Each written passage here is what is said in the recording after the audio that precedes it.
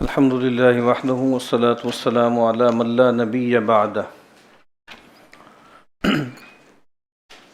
یہ جو ہم نے یہاں پہ سلسلہ محاضرات شروع کر رکھا ہے استعمار اور نو استعمار کے عنوان سے، اور کولونیل کرونیکلز انگریزی میں ہم نے اس کا عنوان رکھا۔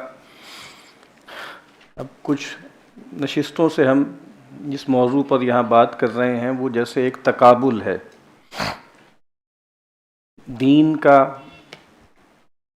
کچھ لوگ اس کو روایت بھی کہتے ہیں، اس کا، اور جو جدیدیت ہے یا جدید دنیا ہے یا مغربیت ہے اس کا۔ اور اس میں ایک جیسے ایک تھنکر تھا، اس کے افکار سے ایک صاحب نے ایک چارٹ سا بنایا تھا، ہم نے اس کو دیکھا تھا کہ ایک طرف جو ہے وہ لبرل آئیڈیلز ہیں اور ایک طرف جیسے ٹریڈیشنل ہیں۔ ان کا جو عنوان تھا اس کے لیے وہ ریئیکشنری تھا، کہ وہ جیسے اس کے خلاف ایک ریئیکشن ہے۔ ادھر تشریف لے آئیے۔ دیکھیں یہ جو تقابل ہم کر رہے ہیں اس کا مفاد کیا ہے؟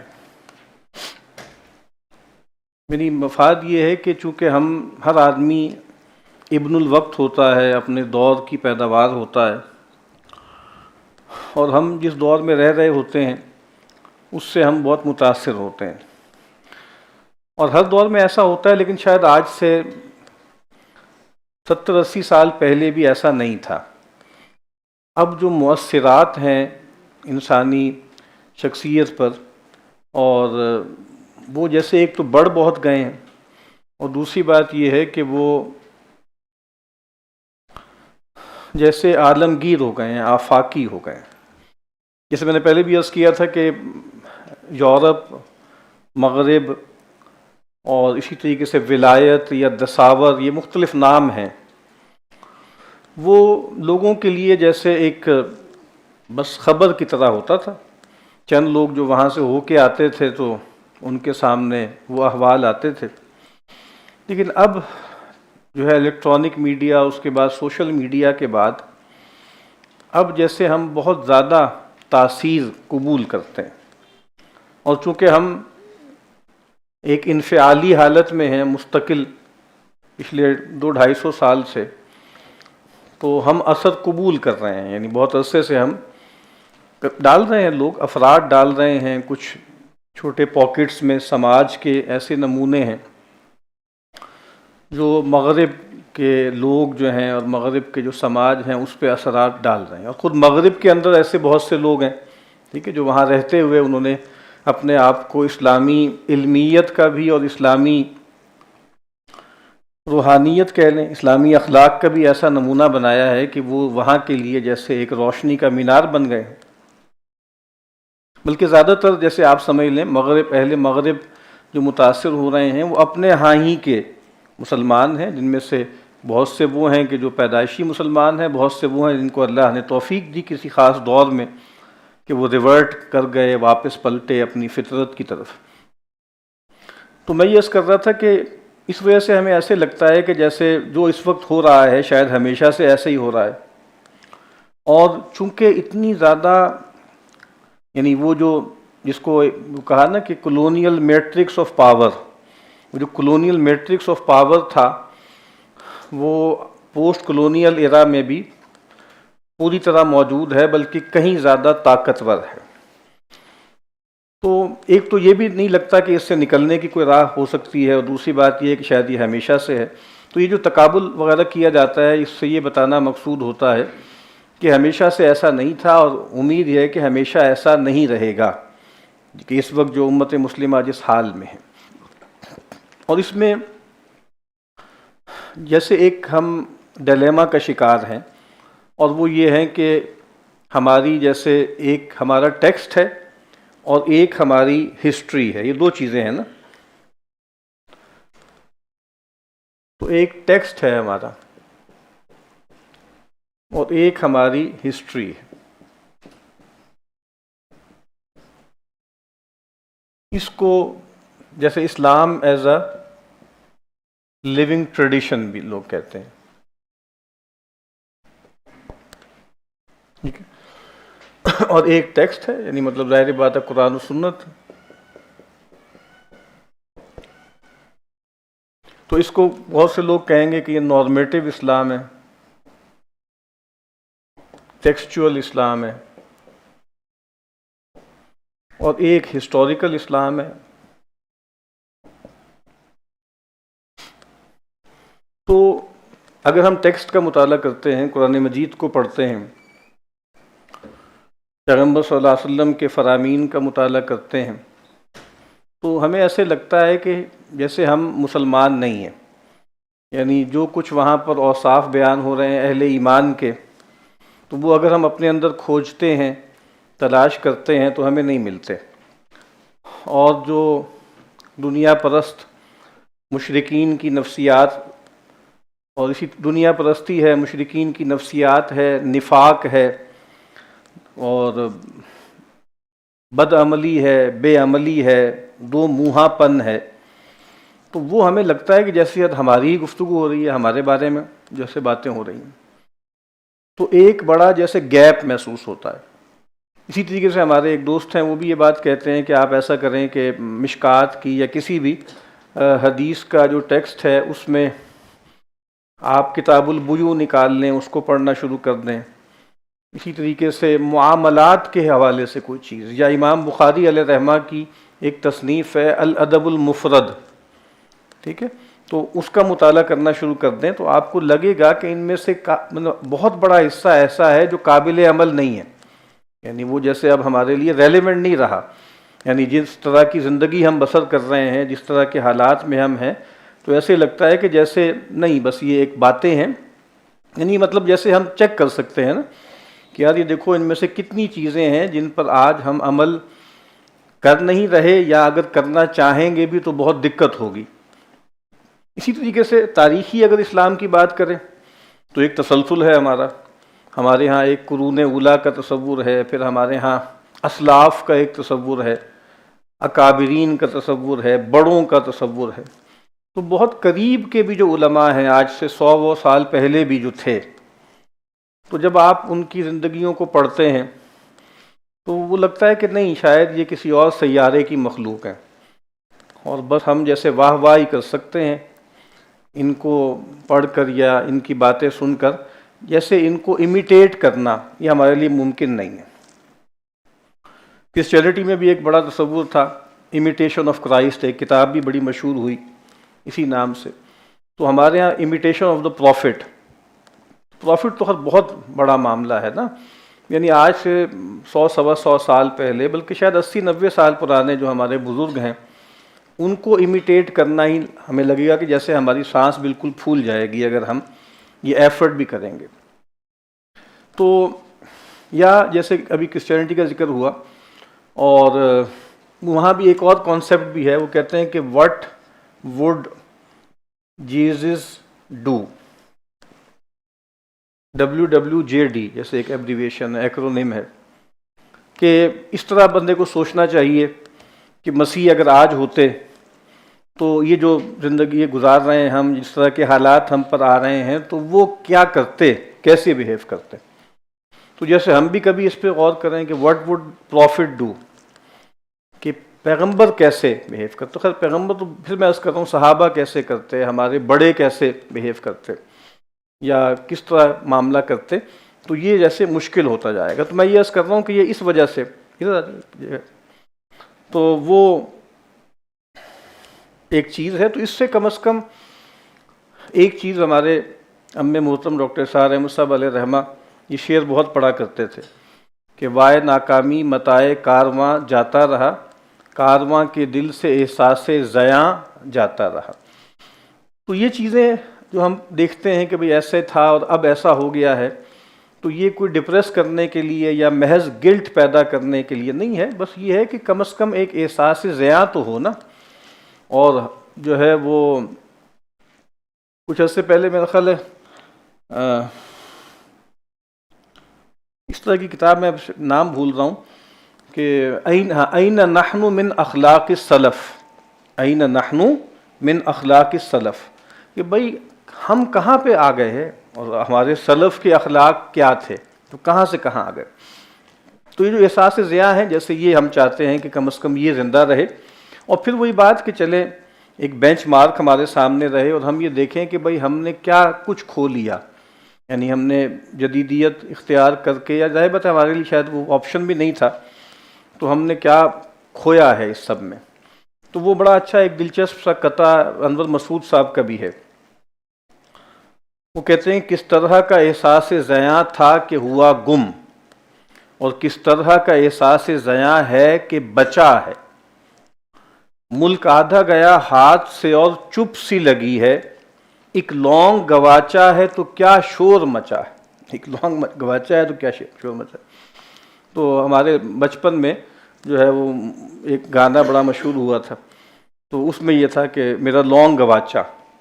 ٹھیک ہے، تو وہی کہہ رہے ہیں کہ بھئی ایک لونگ گواچا ہے تو کیا شور مچا ہے، اور پورا ملک ہم نے ہاتھ سے دے دیا. ٹھیک ہے، سکوت ڈھاکا ہو گیا اور اس پر جو ہے وہ ہم چپ سے ہیں. تو بہرحال ایک تو یہ ہے، پھر دوسری بات یہ ہے کہ بھئی ہمارے جو مسائل ہیں ہر پھر کے اس کو ریڈیوس کر دیا جاتا ہے معاشی مسئلے پر. اور یہ ایک طرح سے اگر آپ دیکھیں تو جیسے مارکس کی ایک فتح ہے. یعنی وہ لوگ بھی کہ جو مارکس کو نہیں مانتے، مارکس کو کی تکفیر بھی کرتے، تکفیر کیا وہ ہے ہی مطلب رہبت مسلمان تو ہے ہی نہیں، مطلب اس کی تغلید کرتے ہیں، اس کو ریفیوٹ کرتے ہیں. جیسے وہ بھی عملاً اسی جگہ پہ کھڑے ہوئے ہیں کہ جی سب سے بڑا مسئلہ، سب سے بنیادی مسئلہ جیسے پیٹ ہی کا ہے، معاش ہی کا ہے. وہ جو میزلو کی ہائرارکی آف نیڈز ہے، وہ جیسے ایک انسیڈ ہم سب نے اس کو مان لیا ہے کہ بھئی سب سے پہلے جب تک کہ فزیولوجیکل اور جو بیسک جو ہے وہ سیفٹی اینڈ سیکورٹی نیڈز جو ہیں پوری نہیں ہوں گی، اس وقت تک سیلف اسٹیم یا سیلف ریئلائزیشن وغیرہ کی جو نیڈز کی باتیں کرنا یہ ایسے ہی ہے. یہ خیال است و محال است و جنو. تو میں نے اس کہا کہ جہاں پر بھی گفتگو ہوگی، جہاں بھی ٹاک شوز ہوں گے، جہاں پہ بھی معاملات ہوں گے، تو یہی ہوگا، معاشی مسئلہ ہے، IMF ہے اور یہ ہے اور وہ ہے.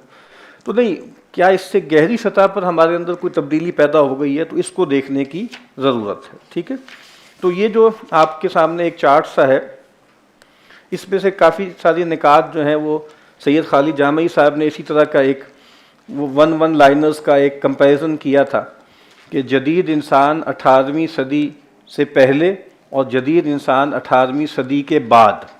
ٹھیک ہے، 18ویں صدی جیسے ایک بیچ میں واٹر شیڈ آپ کہہ لیں کہ سینچری کہہ لیں یا مومنٹ کہہ لیں. اور جیسے ہم کئی مرتبہ یہاں پر مشل فوکو کا وہ جملہ بیان کر چکے ہیں کہ یہ جو ماڈرن ہیومن بینگ ہے نا، یہ ایک ریسنٹ انوینشن ہے. ٹھیک ہے، اور یہ 18 سینچری میں جیسے اس کی پیدائش ہوئی تھی. تو یہ مطلب ایک ہیں نکات، اس میں کچھ ریپیٹ بھی ہو گئے ہیں، لیکن بہرحال یہ ایک ایسے ایک چارٹ سا ہے آپ کے سامنے. تو میرا عرفان صاحب اگر دیکھ لیں، کچھ لوگوں کے پاس نہیں ہے تو اور کرا کے دے دیں. تو یہاں پہ ہم کیا کہہ رہے ہیں، دین یا اسلام اور مقابل میں جدیدیت. اور پھر وہی بات ہے کہ یہ جو جس کو ہم جدیدیت کہہ رہے ہیں وہ گویا اب ہمارا کوئی غیر نہیں ہے. ٹھیک ہے، مطلب وہ اس طرف کالم کے اس طرف جو کچھ بیان ہوا ہے بہت کچھ وہ ہمارے ہی احوال ہیں. تو اس کا مطلب اگر ہم اس کو اس طرح بھی دیکھ سکتے ہیں کہ از ought، یعنی یہ جو ایک ہم نے دو یہاں پہ بنائے ہیں کالمز، تو جو دین اور اسلام والا ہے یہ ought ہے. ٹھیک ہے، یہ جیسے وہ ویلیو ہے جس کو ہمیں جس کی طرف اٹیمپٹ کرنی ہے. اور جو دوسری جس کو ہم جدیدیت کہہ رہے ہیں وہ از ہے. وہ مطلب میں پھر کہہ رہا ہوں کہ وہ ہمارے کسی غیر کی حالت بیان نہیں کر رہا، ہم میں سے بہت سو کی حالت بھی اب یہی ہو چکی ہے. ٹھیک ہے، تو علم کا مقصود معرفت الہی تھا، علم کا مقصد حصول لذات ہے. تو علم یعنی بہت یعنی بالکل جو ہے کہتے ہیں سیلف ایکسپلینیٹری ہیں یہ باتیں. اور یہ بار بار کئی مرتبہ یہاں ذکر کیا گیا ہے ارسطو کے حوالے سے بھی کہ اس کی حامی تصور یہی تھا کہ اعلیٰ ترین جو علم کا مقصد ہے وہ کیا ہے، وہ یہ ہے کہ حقیقت مطلقہ جو ہے اس کو میڈیٹیٹ کرنا، اس پہ فوکس کرنا. ٹھیک ہے، اور فلسفی آف ایجوکیشن ایک کورس پڑھایا جاتا ہے تو اس میں ایک بڑا بلکہ آپ سمجھ لیں انیشیل ٹاپک یہی ہوتا ہے، ایمز آف ایجوکیشن. ٹھیک ہے، کہ بھئی مقاصد علم کیا ہیں. تو علم کا مقصد معرفت الہی تھا، اب علم کا مقصد حصول لذات ہے. اور لذتوں کے حصول کا آپ کیا کہیں کہ اس کا میڈیم کیا ہے، تو لذتوں کے حصول کا میڈیم جو ہے وہ کیپٹل ہے، ٹھیک ہے.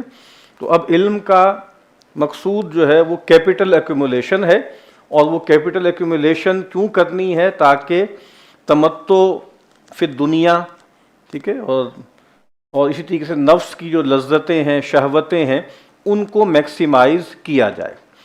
اور اگر آپ لیوتار وغیرہ کو پڑھیں تو اس نے یہی کہا تھا نا کہ اب مرکنٹلائزیشن آف نالج ہو گیا ہے، اور نالج بھی اب جو ہے وہ کموڈیٹی بن چکی ہے، ٹھیک ہے.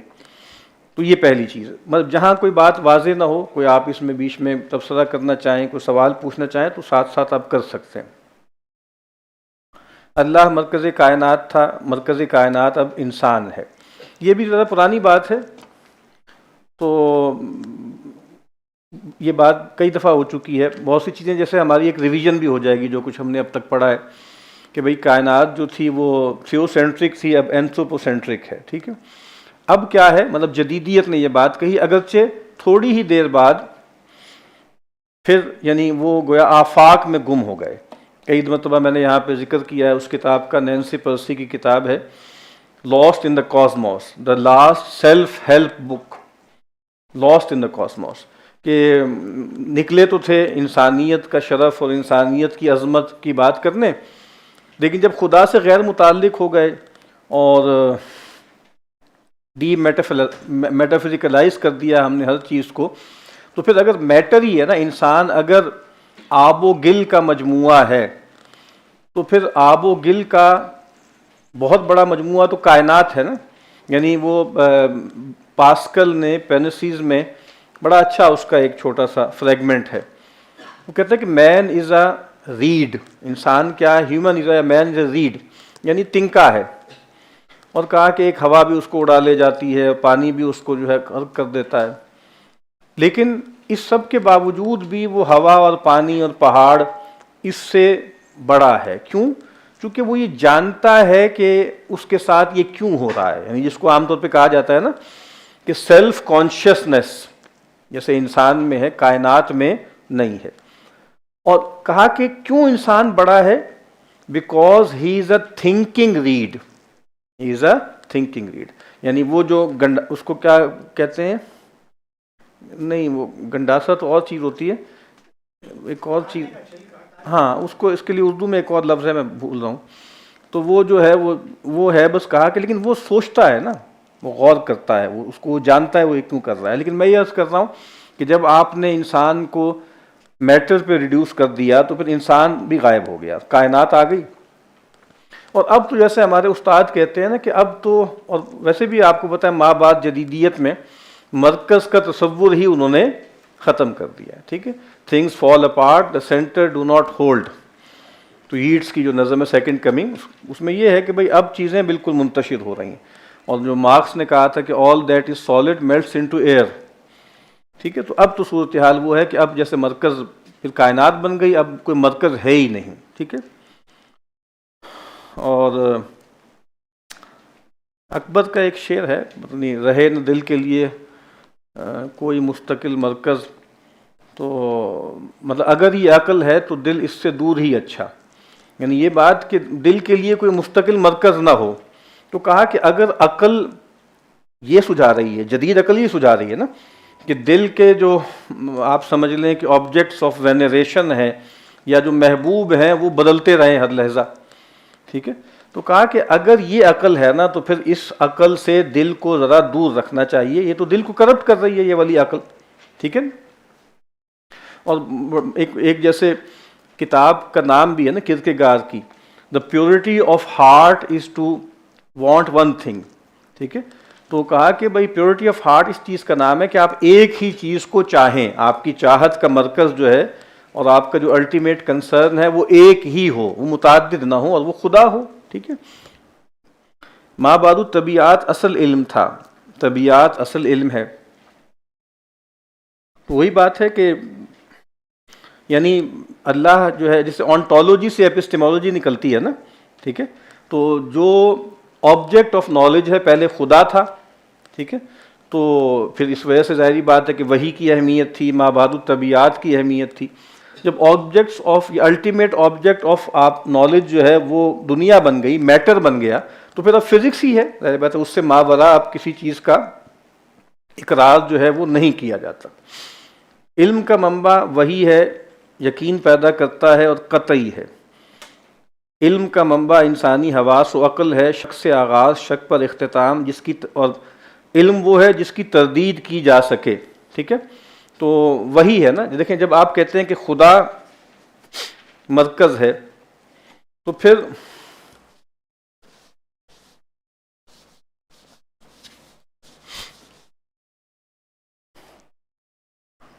یعنی خدا کون ہے اور خدا کیا چاہتا ہے؟ پھر اب یہی دو سوال ہیں نا، اس کو ہمارے استاد کہتے ہیں کہ بھئی دو موڈز آف بینگ ہوتے ہیں انسانوں کے ہاں، ایک ہوتا ہے consciousness of being with God, اور ایک ہوتا ہے conscious of being in the world. ایک یہ ہے کہ بھئی خدا کے ساتھ رہنا، یعنی انسان کا سب سے بڑا مقصود کیا ہے، اور جو ہمارے بڑے ہمیں بتاتے رہے، ہر مذہبی روایت میں یہی تھا، اور وہ یہ ہے کہ خدا کے ساتھ ایک غیر متزلزل تعلق اور ایک ایسی یکسوئی جس میں خلل نہ آئے، ٹھیک ہے؟ یعنی یہ جیسے سب سے بڑا آئیڈیل تھا۔ تو اب یہ ہے کہ نہیں بس دنیا سے تعلق، اور دنیا سے تعلق میں نئی نئی جہتیں ہم دریافت کرتے رہیں اور اس میں آگے سے آگے جاتے رہیں۔ جیسے میں عرض کرتا ہوں کہ جب خدا کون ہے، خدا کیا چاہتا ہے، تو اب یہ خدا ہی بتائے گا، ٹھیک ہے نا؟ یعنی انسان خود سے ایک کوئی تصور تو قائم کر سکتا ہے، لیکن خدا کی ذات کی تفصیل اور خدا کی مراد کیا ہے ہم سے، یہ ہم نہیں جان سکتے، ٹھیک ہے؟ اور وہی بات وہ بھی پھر پاسکل نے کہا تھا نا کہ ایک گاڈ آف فلاسفرز ہے اور ایک گاڈ آف پروفٹس ہے۔ تو گاڈ آف فلاسفر سے یعنی کیا ہے، وہ ایک آئیڈیا ہے، وہ ایک تصور ہے، وہ ایک الٹیمیٹ کاز ہے، وہ فرسٹ کاز ہے، وہ پرائم موور ہے، وہ ان مووڈ موور ہے، وہ ایک آرڈر ہے، وہ جس کو پال ٹیلک نے کہا کہ گراؤنڈ آف بینگ ہے۔ اب یہ سب ایبسٹریکشنز ہیں نا، لیکن وہ ایک ذات ہے، حی و قیوم ہے، صفات رکھتی ہے اور ہم سے کچھ چاہتی ہے۔ یہ اس کو جاننے کا کوئی ذریعہ ہمارے پاس وحی کے علاوہ نہیں ہے، ٹھیک ہے؟ تو یہ علم جو ہے یہ وحی کا علم جو ہے یقین پیدا کرتا ہے اور قطعی ہے، ٹھیک ہے؟ ایقان جس کو ہم کہتے ہیں، تو مقصود کیا ہے؟ یقین تک پہنچنا، ٹھیک ہے؟ تو اقبال نے کہا تھا نا کہ میرا دل میری رزم گاہ حیات، گمانوں کے لشکر یقین کا ثبات۔ تو یقین کا ثبات کیسے حاصل ہوگا؟ ظاہری بات ہے کہ اپنے اوپر اگر اعتماد کریں گے تو کبھی بھی یقین تک نہیں پہنچ سکتے، وہ خدا سے ہی آتا ہے، ٹھیک ہے؟ اور خدا سے تعلق کے ذریعے پیدا ہوتا ہے۔ اب کیا ہے کہ علم کا منبع انسانی حواس و عقل ہے، اور میتھڈ آف ڈاؤٹ جو ہے دیکارت کا، اور بس یہ ہے کہ ہم جو ہے وہ کسی قطعی علم تک نہیں پہنچ سکتے۔ اور ٹھیک ہے، یہ بات انسانی علم نارسا ہی ہوتا ہے، انسانی علم جو ہے وہ ظن ہی ہوتا ہے، یعنی جو یقینی علم ہے وہ خدا کی طرف سے ملتا ہے، یعنی وہ علم جو ہم حالت انفعال میں لیتے ہیں وہ یقینی ہے، جو حالت فعالیت میں عقل کے ہم علم حاصل کرتے ہیں وہ ہمیشہ قابل تردید ہوتا ہے، قابل تغلیط ہوتا ہے۔ تو جو جدید علم ہے آپ کو پتہ ہے کہ علم از ایکول ٹو سائنس، ٹھیک ہے؟ اب یہ بات جیسے طے ہو چکی ہے، تو وہ پہلے کہا جاتا تھا کہ جو ویریفائیبل ہو، اب کہا جاتا ہے کہ جو فالسیفائیبل ہو، ٹھیک ہے؟ تو یہ ایک بہت بنیادی شفٹ ہے جو آ گئی ہے۔ تو پہلے زیادہ فوکس کس پر تھا؟ غیب پر، حقیقت۔ کیا فرق ہے جو بھی اپنی ٹرمز آپ نے کی ہاں ویریفائیبل اور فالسیفائیبل؟ ہاں، ویریفائیبل کا مطلب ہوتا ہے کہ جس کی تصدیق کی جا سکے، ٹھیک ہے؟ اور فالسیفائیبل کا مطلب ہوتا ہے جس کی تغلیط نہ کی جا سکے۔ یعنی مثال کے طور پہ خدا کا ہونا نہ ہونا سائنس کی نگاہ میں یہ جیسے یعنی یہ علم ہونا کوالیفائی نہیں کرتا، کیونکہ سائنٹیفک میتھڈ پہ پورا نہیں اترتا، کیونکہ خدا کا ہونا یا نہ ہونا انسانی ذرائع سے نہ اس کو ویریفائی کیا جا سکتا ہے نہ فالسیفائی کیا جا سکتا ہے۔ جنت جہنم بھی ایسی چیز ہے، اور وہی بھی ایسی چیز ہے، روح انسانی بھی ایسی چیز ہے۔ تو اس وجہ سے یہ تمام چیزیں جدید علم کے دائرے سے باہر ہیں، اور ان سب کو انہوں نے ڈال دیا ہے بلیف کے دائرے میں، یعنی نالج کے ڈومین میں نہیں ہے اور بلیف کے ڈومین میں ہے۔ تو ٹھیک ہے، کوئی آدمی جو ہے علم کے الرغم یہ سب کچھ ماننا چاہتا ہے تو مانے، تو وہ ٹھیک ہے، اب چونکہ ظاہر اس کی مرضی ہے، جو مرضی وہ کرے، لیکن بہرحال یہ کوئی علمی بات نہیں ہے، ٹھیک ہے، یہ ڈوگمیٹک سی بات ہے۔ جناب علم کا جو مقصود معرفت الہی ہے، تو جس علم کا مقصود یہ نہیں ہے تو اس کو کیا انفارمیشن نہیں کہا جا سکتا؟ وہ نالج تو نہیں کاؤنٹ ہوگا؟ دیکھیں، یہ جو کہہ رہے ہیں کہ جس علم کا مقصود جو ہے وہ معرفت الہی نہیں ہے، تو پھر اس کو علم نہیں کہنا چاہیے، معلومات کہنا چاہیے۔ دیکھیں، یہ بات کہ بھائی ایک علم نافع ہے، ایک علم غیر نافع ہے، ٹھیک ہے، اور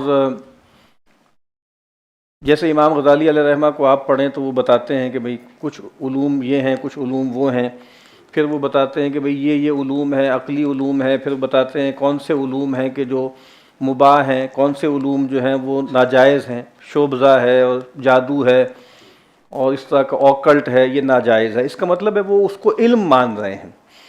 مطلب وہ جو ایک فرق ہم کئی دفعہ یہاں پہ کر چکے ہیں کہ ایک العلم ہے اور ایک علم ہے۔ تو جیسے ہم جب کہتے ہیں کہ عالم، تو اب اس کے ساتھ یہ کہنے کی ضرورت نہیں ہے آئیڈیلی کہ عالم باعمل، یعنی وہ جو اپنی صحیح ڈیفینیشن کے مطابق عالم ہے وہ باعمل ہی ہوتا ہے، ورنہ وہ عالم نہیں ہے۔ لیکن چونکہ دنیا میں ایسے لوگ ہیں جو ٹیکسٹ وغیرہ کا، یعنی ریلیجس ٹیکسٹ کا بھی بہت گہرا علم رکھتے ہیں، لیکن وہ عمل نہیں ان کا ساتھ دیتا، تو اس وجہ سے پھر اب وہاں پہ جب ہم کہتے ہیں تو پھر ہمیں چونکہ بعض اوقات کوئی لفظ اپنے آئیڈیل معنوں میں استعمال ہوتا ہے اور بعض اوقات جو ہے اپنے ایکچول میں یا آپ کہہ لیں امکانی معنی میں استعمال ہوتا ہے، ٹھیک ہے۔ تو غیب پر تھا پہلے فوکس، اب جو ہے وہ شہود پر ہے۔ پہلے جو ہے وہ حقیقت پہ تھا، اب صورت پہ ہے۔ فلسفے کی بھی بہت سی تعریفیں ہیں۔ ایک تعریف فلسفے کی بھی یہ ہے کہ یہ جاننا کہ what is the relation ship between the one and the many, between the one and the many. یہ بات کئی مرتبہ یہاں ہو چکی ہے کہ یہ ایک تصور ہے ہمارے ہاں کہ جو کچھ بھی ظاہر ہے اس کے پیچھے کوئی ایک حقیقت ہونی چاہیے، ٹھیک ہے، اور یہ جو کثرت ہے اس سے ماوراء کوئی وحدت ہونی چاہیے۔ تو اب جیسے یہ کہا جاتا ہے کہ یہ انسانی ذہن کی کوئی خلقی وصف ہے، تو مطلب ڈائیکرونیکلی دیکھ لیں، سنکرونیکلی دیکھ لیں، تاریخ میں دیکھ لیں، تو یعنی چاہے آپ ورٹیکل پلین پہ دیکھیں چاہے ہارزنٹل پلین پہ دیکھیں، تو وہی بات ہے کہ آج سے 200 سال پہلے تک یہ جیسے ایک ٹروئزم تھا، یہ بات جیسے ایک مانی ہوئی چیز تھی، لیکن اب جو ہے یہ والا حصہ ہے، یہ جیسے آہستہ آہستہ یعنی اب اس کا انکار ہی ہوتا ہے کہ اول تو کوئی حقیقت نہیں ہے، اور دوسری بات یہ ہے کہ بھئی کوئی ایک پرنسپل نہیں ہے۔ اگرچہ ایک زمانے تک اور آج بھی کچھ لوگ یہ چاہتے ہیں کہ جسے کہتے ہیں نا کہ بھئی تمام علوم کو ایک کر دیا جائے، ٹھیک ہے، یونیفیکیشن، اور مختلف برانچز کو جو ہے اکٹھا کر دیا جائے، جس کو سنگولیرٹی کہتے ہیں، ٹھیک ہے۔ تو اگرچہ اب وہ سنگولیرٹی کی تلاش میں ہے، لیکن وہ اس میں اب ان کا جو میڈیم ہے وہ قلب نہیں ہے، وہ تفکر نہیں ہے، وہ اللہ کی طرف سے کسی کشف یا الہام کا انتظار نہیں ہے، بلکہ وہ ٹیکنالوجی ہے، ٹھیک ہے۔ ماڈرن ٹیکنالوجی کے ذریعے وہ چاہ رہے ہیں کہ وہ سنگولیرٹی حاصل کر لیں، وہ سنگولیرٹی جو اس کائنات سے ماوراء نہیں ہے بلکہ اس کائنات کے اندر ہے۔ وہ مطلب ہم تو فلسفہ پڑھانے کی کوشش کرتے ہیں تو اس میں یہی بتاتے ہیں نا کہ جو آئونین فلاسفرز تھے جہاں سے فلسفے کا آغاز ہوا، وہاں یہی تو ایشو تھا نا کہ وہ کیا ہے چیز، یعنی بیسک میٹر کیا ہے، ٹھیک ہے نا۔ وہ تھیل سے شروع ہوا اور پھر کسی نے کہا پانی ہے، ہوا ہے، وغیرہ وغیرہ وغیرہ۔ اس کا مطلب یہ کہ یہ ایک ایسا آئیڈیا ہے جو ان پیگن فلاسفرز کے ہاں بھی جیسے ایک بات تھی، پہلے وہ اس کو لوکیٹ کرتے تھے دیوتاؤں کے عالم میں۔ اب ہمیں یہ بتایا گیا کہ فلسفہ جب آیا ہے تو پھر متھ سے جو ہے وہ ریزن کی طرف آیا، جس کو کہا جاتا ہے فرام مائتھوس ٹو لوگوس، ٹھیک ہے، وہ ایک عمل ہوا۔ اسلام میں اصل علم نقلی ہے، عقلی اس کے تابع ہے۔ علم ہوتا ہی عقلی ہے، نقلی علم ڈوگما ہے، یہ وہی بات جو پیچھے ہم کر چکے ہیں۔ تو اصل علم نقلی ہے، جو دیا جاتا ہے، ٹھیک ہے، جو انسان ریسیو کرتا ہے، جس کو امام غزالی کہتے ہیں کہ ایک علم جو ہوتا ہے وہ وصولی ہوتا ہے، اور ایک علم وہ ہوتا ہے جو حصولی ہوتا ہے، ٹھیک ہے، جس کو میں نے عرض کیا کہ یہ انفعال سے حاصل ہوتا ہے اور یہ فعالیت سے حاصل ہوتا ہے، ٹھیک ہے۔ تو حصولی علم یقینی ہوتا ہے نا، ٹھیک ہے، جس پہ ہم پہلے بات کر چکے ہیں، اور جو وصولی علم، ٹھیک ہے، اور جو حصولی علم ہے انسان اپنی صلاحیت سے حاصل کرتا ہے، وہ بہرحال انسان اس میں ہمیشہ ڈھل مل ہی رہتا ہے، ٹھیک ہے، اس کو خود بھی یقین نہیں ہوتا۔ قدر اعلیٰ بندگی ہے، قدر اعلیٰ آزادی ہے، ٹھیک ہے۔ تو سب سے بڑی قدر کیا ہے؟ بندگی ہے، یعنی اس میں اب گفتگو کرنے کی ضرورت نہیں ہے، اور اب سب سے بڑی قدر جو ہے وہ آزادی ہے، اور آزادی بھی ایک ایبسٹریکٹ چیز بن جائے گی اگر وہ آپ کو پروگریس کی طرف نہ لے جائے، اور پروگریس یا ترقی کا مطلب ہے دنیاوی لذتوں سے متمتع ہونے میں مزید بڑھوتری، ٹھیک ہے، یعنی مطلب آزادی بھی یہ نہیں ہے کہ اللہ کی بندگی کی آزادی، یعنی اگر آپ نے آزادی کو استعمال کیا اپنے آپ کو اللہ کی غلامی میں دینے کے لیے، تو اب اس کا مطلب یہ ہے کہ آپ آزادی کو سمجھے ہی نہیں، ٹھیک ہے۔ تو چاہے وہاں پہ 92 میں ہوں الجیرین جو تھا اسلامک فرنٹ، اور چاہے 2012 میں جو ہے مرسی آ گیا تھا، تو انہوں نے اپنی آزادی لوگوں نے استعمال کی، ٹھیک ہے، اور اپنی جو ہے رائے دہی دی، اور اس کے بعد جو ہے اسلامسٹوں کو جو ہے وہ پسند کر لیا۔ تو یہ والی آزادی ٹھیک نہیں ہے، یہ خطرناک ہے۔ تو آپ آزادی کے بعد بھی اگر لبرل آرڈر کی طرف نہیں جاتے، تو اس کا مطلب یہ ہے کہ پھر اب جو آپ ڈیموکریسی قائم کر رہے ہیں وہ فرید زکریا کی اصطلاح میں اللیبرل ڈیموکریسی ہے، اللیبرل ڈیموکریسی ہے، کہ آپ نے جیسے جمہور نے طے کیا نا، اب جمہور نے طے کیا، مثال کے طور پہ آج بھی اگر آپ کوئی ریفرینڈم کرا لیں افغانستان میں، تو 80-85% لوگ وہی چاہیں گے جو طالبان کر رہے ہیں، 10-15% ہوں گے ایسے لوگ کہ جو کہیں گے کہ نہیں یہ بہت ظلم ہو رہا ہے، استبداد ہو رہا ہے، تو پھر ان کی جان چھوڑ دینی چاہیے نا بھئی، یہ لوگ جمہور یہ چاہ رہے ہیں، اگر آپ یہ کہتے ہیں سلطانی یہ جمہور ہے نا، لیکن یہ تو نہیں ہے نا۔ اصل بات یہ ہے کہ آزادی کا مصرف بھی ہم بتائیں گے، تو اگر آپ اس کو قبول کرتے ہیں تو آپ آزاد ہیں، اور اپنی آزادی کو آپ سرنڈر کر دیں اللہ کی جناب میں، تو یہ گویا اس کا مطلب یہ ہے کہ آپ کنڈیشنڈ ہیں، اور آپ کسی فالس کانشیسنس کا شکار ہیں، اور ابھی آپ کو پتہ ہی نہیں ہے کہ آزادی کسے کہتے ہیں، ٹھیک ہے۔ خیر اعلیٰ نجات اخروی ہے، اصل خیر دنیاوی ترقی ہے، وہی بات جو پیچھے ہو چکی، جو بار بار کہا جاتا ہے کہ سیلویشن ہیئر آفٹر، ٹھیک ہے، یہ مقصود تھا، اور اب کیا ہے؟ پروگریس، اور دیر اینڈ دین یا ہیئر اینڈ ناؤ، اور اس پر بھی ہم پہلے بات کر چکے ہیں کہ وہ جو پروگریس ہے وہ تو ایک تصور ہے، وہ پروگریس کنکریٹائز جس شکل میں ہوتا ہے اس کو ڈیولپمنٹ کہتے ہیں۔ اس کا مطلب یہ کہ اب اس کے پروگریس کے تعین میں آپ سے غلطی نہیں ہو سکتی، ٹھیک ہے، جو ہم نے HDI ہیومن ڈیولپمنٹ انڈیکس بنا دیا ہے، ہم نے بتا دیا ہے کہ GDP GNP وغیرہ وغیرہ وغیرہ وغیرہ، تو اب آپ گویا اس پر اپنے آپ کو پرکھتے جائیں کہ آپ پروگریسو ہیں کہ نہیں ہیں، ٹھیک ہے۔ تو اب آپ کہیں جیسے مثال کے طور پہ بھوٹان کی طرح کہ ہم نے جو ہے وہ ہیومن ہیپینس جو ہے وہ انڈیکس بنا لیا ہے، تو کہیں گے بٹ ٹھیک ہے، آپ مزے کرتے رہیں اپنی طرف سے، اپنے آپ کو دھوکے میں رکھیں کہ جی اصل میں تو ہیپینس بھی پھر ایک سبجیکٹیو چیز ہے نا۔ تو اصل جو کنکریٹ چیز ہے وہ ڈیولپمنٹ ہے، اور اس کے جو آپ سمجھ لیں کہ بینچ مارکس ہیں وہ متعین ہیں، ٹھیک ہے، مطلب بڑی اونچی عمارتیں ہیں، سڑکیں ہیں، اور جناب ٹیکنالوجی میں آگے جانا ہے وغیرہ وغیرہ وغیرہ۔ دنیا عارضی ہے، جنت آخرت میں ہے، دنیا ابدی ہے، اسی کو جنت بنانا ہے سائنس اور ٹیکنالوجی کے ذریعے۔ تو یوٹوپینزم جس کو کہا جاتا ہے، ظاہر بات ہے یوٹوپیا کا آئیڈیا تو پرانا ہے، وہ تو ریپبلک بھی یوٹوپیا ہی تھا افلاطون کا، لیکن جدید جو تھامس مور وغیرہ سے تصور آیا ہے یوٹوپیا کا، وہ اصل میں اسی کے بعد آیا ہے کہ بھئی وہ جو فردوس گم گشتہ تھی وہ اب گویا ہمارا مسئلہ نہیں ہے، اب یہ دنیا ہی ہے اور اس دنیا ہی کو ہمیں جو ہے وہ فردوس بنانے کی کوشش کرنی. تو اقبال نے بھی یہی کہا تھا نا کہ فردوس جو تیرا ہے کسی نے نہیں دیکھا اور افرنگ کا ہر قریہ ہے فردوس کی مانند. ٹھیک ہے، تو انہوں نے تو اپنے تئیں جیسے دنیا کو بنا دیا نا فردوس.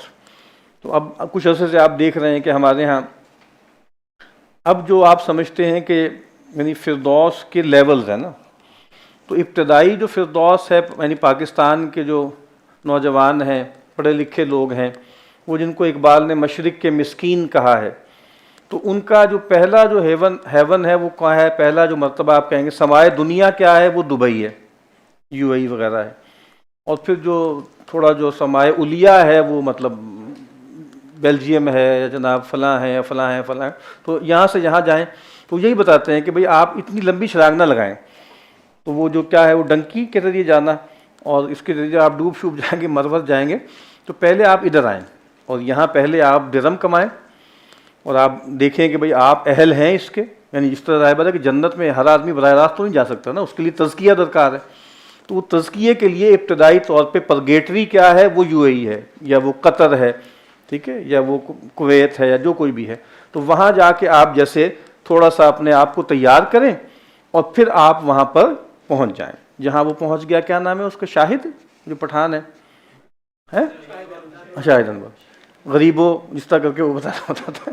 تو وہ بالکل صحیح ذلیل کرتا ہے نا کہ تم لوگ اسی قابل ہو اور تم جو ہے بس یہی کرو. اچھا جی، خیر و شر میں اختیار کی صلاحیت بطور امتحان دی گئی ہے. آزادی ایک صلاحیت و اہلیت ہے اختیار کے معنی میں اور قدر اعلیٰ ہے. اس پر بھی بات کئی دفعہ ہو چکی ہے کہ ہمارے ہاں آزادی کی جگہ اختیار کا لفظ ہے، ٹھیک ہے، اور اختیار ایک ملکہ ہے، ایک پوٹینشل ہے، ٹھیک ہے، ایک کیپیسٹی ہے. جبکہ ان کے ہاں آزادی جو ہے وہ ایک سمم بونم ہے، وہ ایک ایبسلیوٹ ویلیو ہے، ٹھیک ہے، کہ جو ہمیں حاصل کرنی ہے. تو ہمارے ہاں تو چونکہ پورا دین اس پہ کھڑا ہوا ہے، فری ول اس کو کہتے ہیں. ہمارے ہاں جو کانسیپٹ ہے وہ فری ول کا ہے، ان کے ہاں جو کانسیپٹ ہے وہ فریڈم کا ہے، لبرٹی کا ہے، آٹونومی کا ہے، ٹھیک ہے. تو یہ بہت بنیادی فرق ہے. تو بہت ہی قدر اعلیٰ ہے کہ انسان، اور پھر جو اس کا مطلب کیا ہے، ہمیں یہ بتایا گیا ہے کہ خیر اور شر، حسن اور قبح، حق و باطل، صحیح اور غلط ڈیفائنڈ ہیں بائی گاڈ، آبجیکٹیولی موجود ہیں. مجھے ہاں یہ اختیار دیا گیا ہے کہ ان میں سے میں جو چاہے آپٹ کر لوں. یہ ہے، اور صرف ہمارا نہیں ہے، کرسچینٹی کا بھی یہی ہے، ٹھیک ہے. اور باقی حوالوں سے بھی ہم نے تو اشارہ بھی کیا تھا نا، کرسچینٹی میں جو ہمارے یہاں تو وہ تصور نہیں ہے، ان کے یہاں جو اوریجنل سن کا تصور ہے. تو سب سے پہلے ماڈرنٹی میں لوگوں نے، والٹیر وغیرہ نے اس کو اٹیک کیا کہ یہ تصور ہی غلط ہے. وہ انسان جیسے پوری طرح فری ہے، اور وہ جو آپ کو پتا ہے کہ ان کے نزدیک تو سینٹ آگسٹائن نے سب سے پہلے یہ بات کہی کہ اس ایونٹ کے بعد انسان کی، آپ کہیں کہ جو فریڈم کہہ لیں یا اس کی فیکلٹیز کمپرومائزڈ ہیں آدم کی وجہ سے، ٹھیک ہے.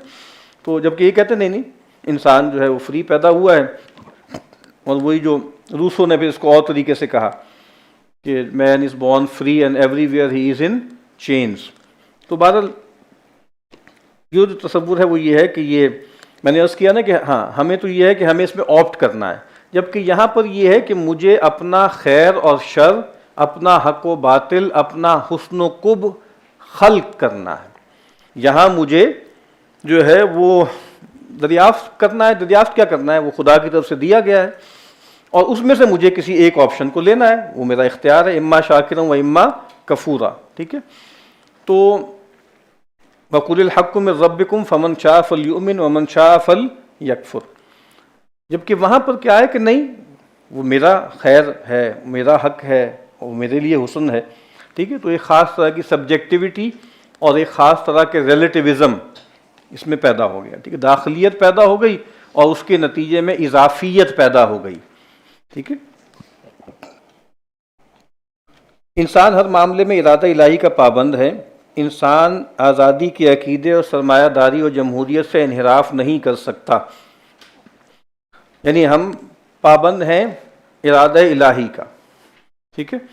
اور اقبال کا شعر ہے نا کہ تقدیر کے پابند نباتات و جمادات، مومن ہے فقط پتہ نہیں کیا احکام الہی کا ہے پابند، ایسے کر کے.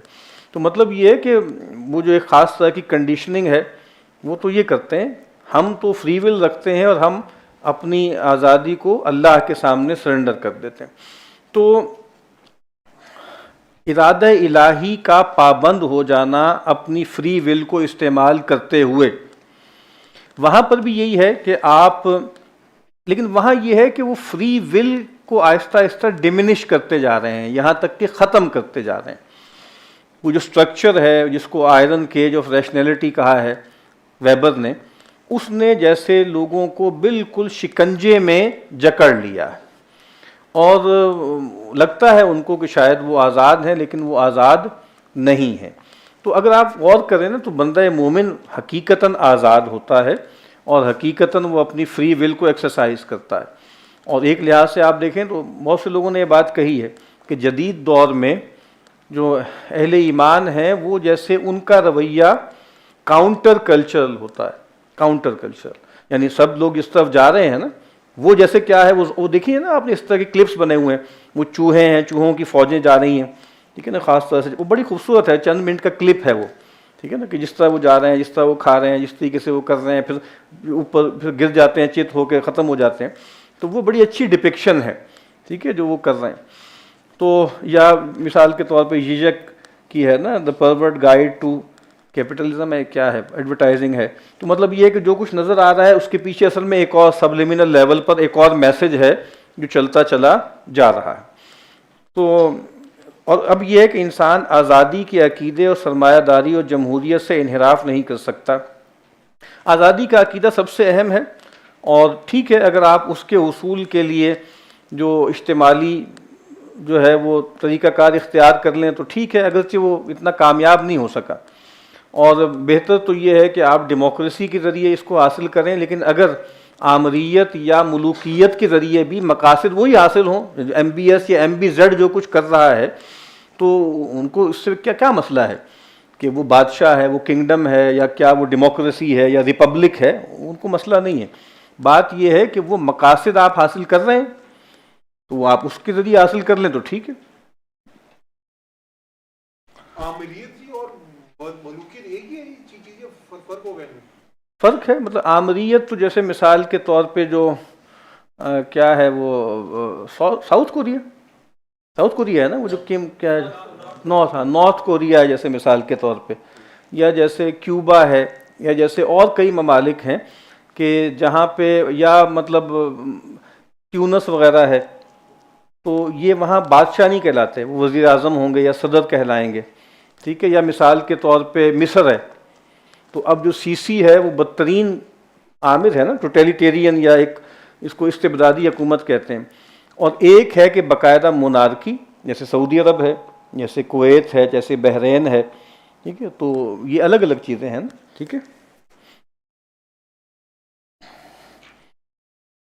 اسلامی حکومت جو ہے وہ نیابت الہی کے اصول پر ہے، جدید حکومت آزادی و سرمایہ داری کی ایجنٹ ہے. تو اولو الامر جو ہوتا ہے وہ اولو الامر سب سے پہلے اللہ کے امر کا پابند ہے، ٹھیک ہے، اور لوگوں کو بھی اللہ کے امر کے مطابق وہ گورن کرتا ہے. اب جو نیابت الہی کا تصور ہے، نیابت خلافت کا تصور ہے، کچھ لوگ جو ہے اس کو کویسچن کرتے ہیں کہ جو خلیفہ ہے تو خلیفۃ اللہ نہیں ہے، خلیفۃ الارض ہے، ٹھیک ہے. تو جو کچھ بھی ہے تو خیر ایسی ایک لفظی سا اختلاف ہے، یعنی جو بھی ہے اصل بات تو یہ ہے کہ جو بھی انسان ہے، چاہے وہ ایک رعایا کا فرد ہے، چاہے وہ حاکم ہے یا بادشاہ ہے، وہ سب اللہ کے امر کے تابع ہے، یعنی اس سے کوئی آزاد نہیں ہے، ٹھیک ہے. اور اسی کو اللہ کے احکامات کے مطابق ہی لوگوں کو گورن کرنا. فرق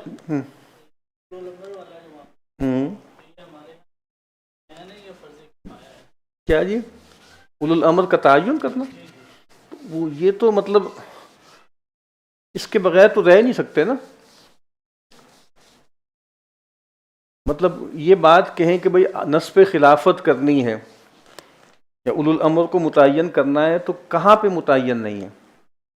اس وقت دنیا میں کوئی اسپیس ہے جہاں پہ اولو الامر نہیں ہے، یا کوئی چھوٹا موٹا خلیفہ نہیں ہے، یا امام نہیں ہے؟ ہر جگہ ہے نا۔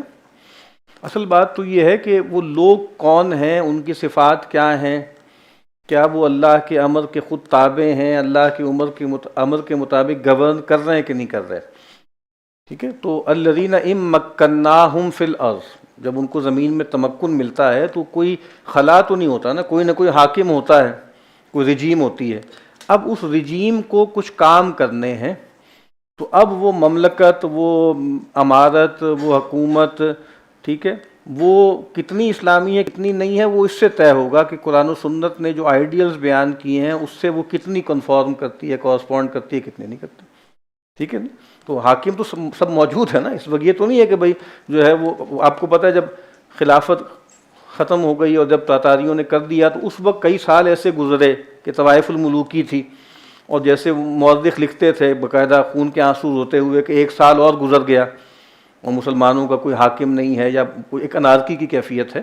تو ایسی مطلب وقت آتے رہے ہیں، لیکن بہرحال یہ بات کہ مسلمانوں کا کوئی حکمران نہ ہو اس وقت یا اس وقت نہیں ہے، تو یہ بات تو غلط ہے، مطلب لوگ تو موجود ہیں نا۔ تو یہ ہم چننے کے میتھڈ جو وہ کئی ہو سکتے ہیں، طریقہ کار جو ہیں۔ ہاں کئی ہو سکتے ہیں،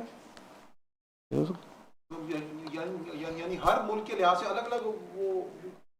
ہاں مطلب ہمیں یہ بتایا گیا کہ امرہم شورا بینہم، کہ مسلمانوں کے معاملات مشاورت سے ہوتے ہیں، باقی اولو الامر عام طور پہ چنے نہیں جاتے، مطلب وہ بائی ڈیفالٹ ہی ہوتے ہیں، اور مطلب زیادہ تر جیسے طاقت کے ذریعے ہی حکومت حاصل کی جاتی ہے، اس کے بعد پھر ایک تسلسل ہوتا ہے، اب چاہے وہ موروثی ہو، چاہے اس میں آپ اور لوگوں کو بھی اس کا دائرہ وسیع کر لیں۔ ٹھیک ہے، تو یہاں پر مغل بادشاہ تھے، اس سے پہلے اور جو ہے وہ ترکان تیموری تھے، عثمانی تھے، صفوی تھے، تو ایسے ہی ہوتا ہے۔ تو اب ایک نام نہاد جمہوریت کا ایک پروسیس ہے، وہ بھی لوگ استعمال کرتے ہیں، لیکن اگر آپ کو وہ پسند نہیں ہے تو جو آپ پسند فرمائیں وہ کر لیں۔ اچھا جی، فرق مراتب، حفظ مراتب یا فرق مراتب، ٹھیک ہے، تو ہائرارکیکل ہوتی ہے اور مراتب کا ایک نظام ہوتا ہے، اور یہاں بظاہر مساوات ہے، اگرچہ دیکھیں بات یہ ہے کہ جتنے بھی نعرے تھے نا مغرب کے، جتنے بھی آئیڈیلز تھے، وہ مطلب بہت تھیوریٹیکل سطح پہ نا جیسے ناکام ہو چکے ہیں۔ ابھی ایک بھرم چل رہا ہے، اور جس کو ہم ما بعد جدیدیت کہتے ہیں، وہ اصل میں نوحہ ہے نا، یا مرثیہ ہے، کہ جو آپ نے باتیں کی تھیں وہ آپ پوری نہیں کر پا رہے۔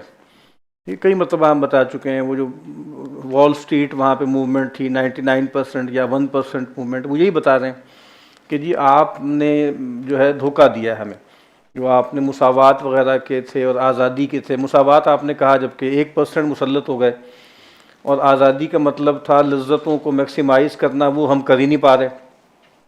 کیسے کیسے وہاں مسائل ہیں، یعنی کچھ سال پہلے کسی خاتون نے دکھا دیا اپنا کہ بھئی میں جب پڑھائی میں نے کی تھی تو کتنا لون لیا تھا اور اتنے سال ہو گئے ہیں، وہ لون بڑھتا ہی جا رہا ہے، اتنے پیسے میں اتنا جتنا کر رہا تھا اس سے زیادہ دے چکی ہوں، اور وہ کئی گنا ہو چکا۔ پھر سینکڑوں اور لوگوں نے بتایا کہ دیکھو یہ ہو رہا ہے۔ تو یہ بھی تو ایک ڈارکر سائڈ ہے نا، جو لوگوں کو نظر نہیں آتی ہے، بظاہر لگتا ہے کہ جیسے بڑے وہاں پہ مزے لگے ہوئے ہیں۔ فرق کے مراتب کا مطلب یہ ہے کہ بھئی بڑے چھوٹے کا تصور ہے، اور اکابر کا، اصاغر کا، اور اشراف کا، اجلاف کا، تو مطلب فلیٹنس کہیں بھی نہیں ہے۔ تو جو بنیادی ادارہ ہے ہمارا گھر، اس میں بھی کوئی برابری نہیں ہے، ٹھیک ہے، اس میں بھی جو ہے وہ شوہر کو ایک، چاہے آپ کو کتنا ہی پسند نہ ہو، سپریمیسی حاصل ہے۔ تو یعنی سپریمیسسٹ ہونا ایک بہت بڑی گالی ہے، تو نہیں، ہمارے ہاں تو ایسا ہے۔ تو عالم اور غیر عالم برابر نہیں ہیں، ٹھیک ہے، حاکم اور محکوم برابر نہیں ہیں، ٹھیک ہے، اور اولاد اور والدین برابر نہیں ہیں، استاد اور شاگرد برابر نہیں ہیں، ٹھیک ہے۔ یہ ان معنوں میں ہم کہہ رہے ہیں کہ یہ فرق مراتب ہے، اور یہ جیسے انٹرنزک ہے جو ختم نہیں کیا جا سکتا۔ مقصود بندگی اور ہاں مقصود بندگی اور روحانی بالیدگی، یعنی ہم اس دنیا میں ہمارا مقصود کیا ہے؟ بندگی ہے ظاہر ہے، اور روحانی بالیدگی یعنی اپنے آپ کو انرچ کرنا، ٹھیک ہے، اور روحانیت سے اپنے آپ کو مشرف کرنا.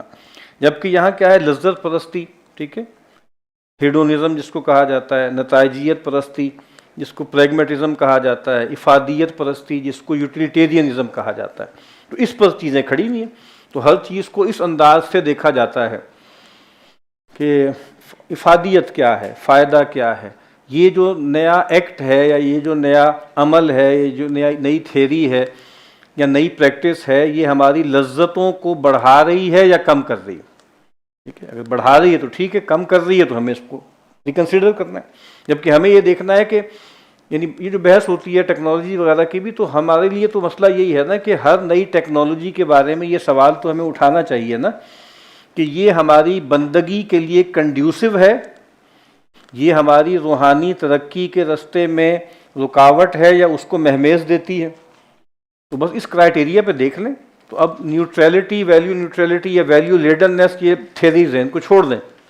لیکن یہ تو ہمارا مسئلہ ہونا چاہیے نا کہ بھئی پیغمبر جو ہیں مثال کے طور پہ وہ پوچھا کہ بھئی تم نے کوئی میرے بستر کو بدلا ہے کہ بھئی جو ہے مجھے رات میں اٹھنے میں ذرا دقت ہوئی، تو کہا کہ ہاں ہم نے 2 فولڈ تھا اس کو 4 فولڈ کر دیا، موٹا کر دیا. تو آپ نے کہا نہیں اس کو ٹھیک کرو.